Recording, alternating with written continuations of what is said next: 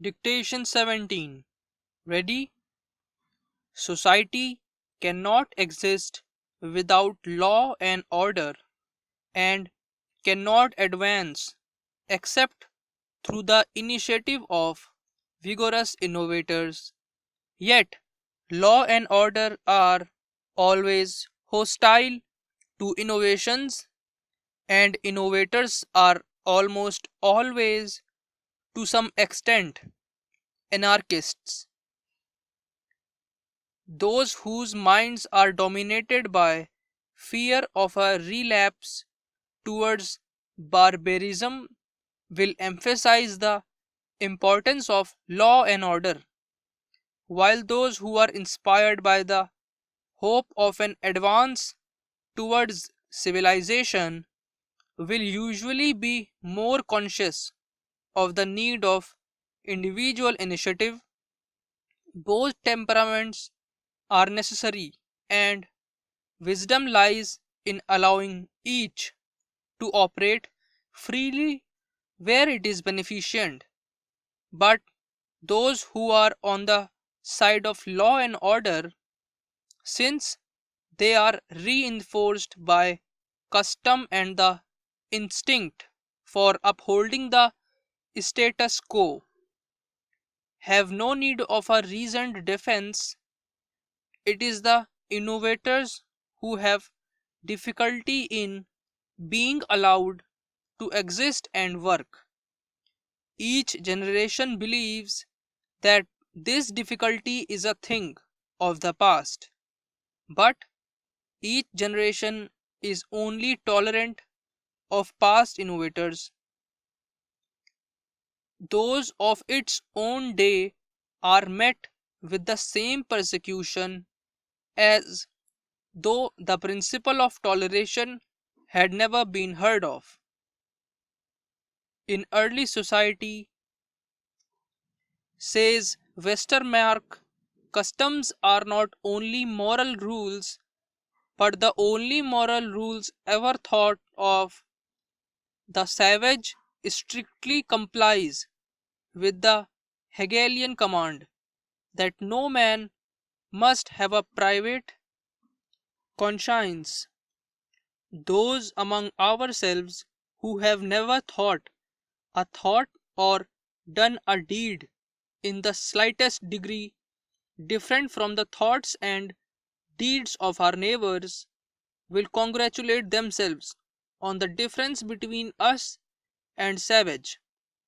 But those who have ever attempted any real innovation cannot help feeling that the people they know are not so very unlike. Under the influence of socialism, even progressive opinion in recent years has been hostile to individual liberty. Liberty is associated in the minds of reformers the exploitation of women and children, which resulted from what was euphemistically called free competition. All these things were evil and required state interference. In fact, there is need of an immense increase of state action in regard to cognate evils, which still exist in everything that concerns the economic life of the community as regards both distribution and conditions of production. What is required is more public control, not less. How much more, I do not profess to know. Another direction in which there is urgent need of the substitution of law and order for anarchy is international relations.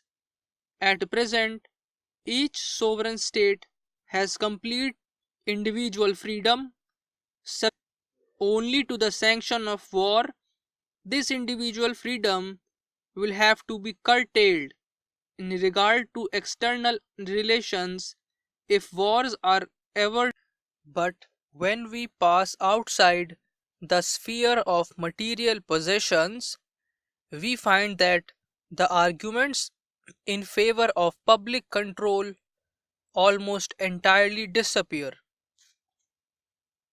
Religion, to begin with, is recognized as a matter in which the state ought not to interfere. Whether a man is Christian, Mahometan, or Jew is a question of no public concern so long as he obeys the laws, and the laws ought not to be such as men of all religions can obey. Yet, even here there are limits. No civilized state would tolerate a religion demanding human sacrifice. The English in India put an end to sati in spite of a fixed principle of non interference with native religious customs. Perhaps they were wrong to prevent sati, yet almost every European would have done the same. We cannot effectively doubt that such practices ought to be stopped. However, we may theorize in favor of religious liberty.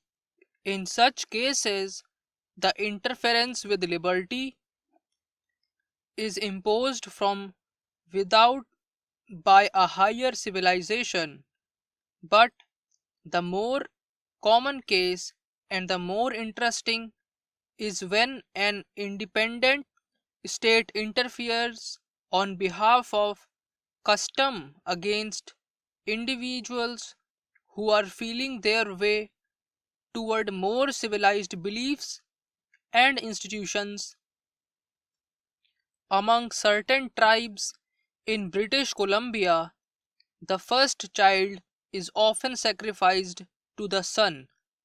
The Indians of Florida, according to Le Moyne de Morgues, sacrifice the firstborn son to the chief.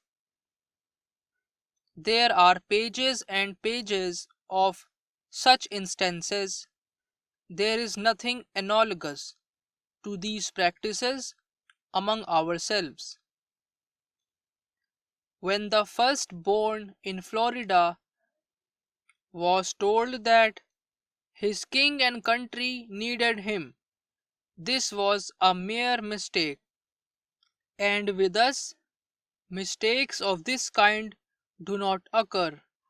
But it is interesting to inquire how these superstitions died out in such cases, for example, as that of Khaimu, where foreign compulsion is improbable. We may surprise that some parents, under the selfish influence of parental affection, were led to doubt whether the son would really be angry if the eldest child were allowed to live.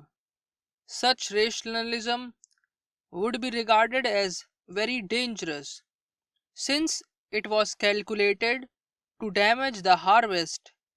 For generations, the opinion would be cherished in secret by a handful of cranks who would not be able to act upon it. At last, by concealment or flight, a few parents would save their children from sacrifice. Such parents would be regarded as lacking all public spirit and as willing to endanger the community for their private pleasure. But gradually it would appear that the state remained intact and the crops were no worse than in former years.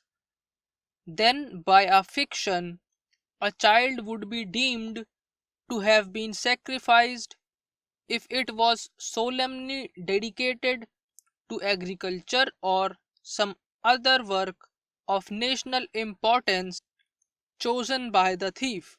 Finished.